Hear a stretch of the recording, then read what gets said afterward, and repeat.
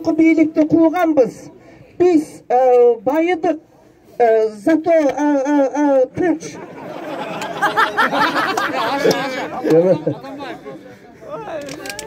Эми оштук туугандар, ачык айтайын, мен да кичине коронавирус болуп калыпмын. Кече мени балдарым чыгарып кетишти, ачык айтайын. Башыңарды, мен башымды таазим этемин. Эми ананайындар, мага ишенбегиле. Ананайындар, силерди Кудай колдосун.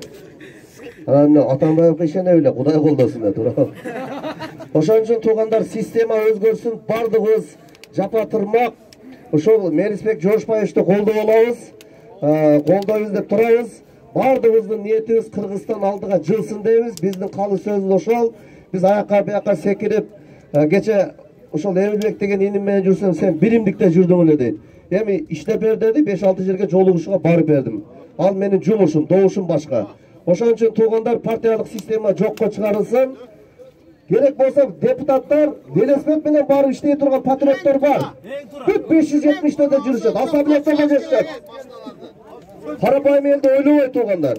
Мына ак жол болуп, андан кийин СДБК, андан кийин мына биримдик болуп аткан депутаттарды көрүп атабыз. 100ге жакын депутат кайра келе айтат экен. Ошон үчүн туугандар, система алмашсын, ушу башчыларыбызды туура ээрчели, Алла колдосын. Рахмат барыңыздарга.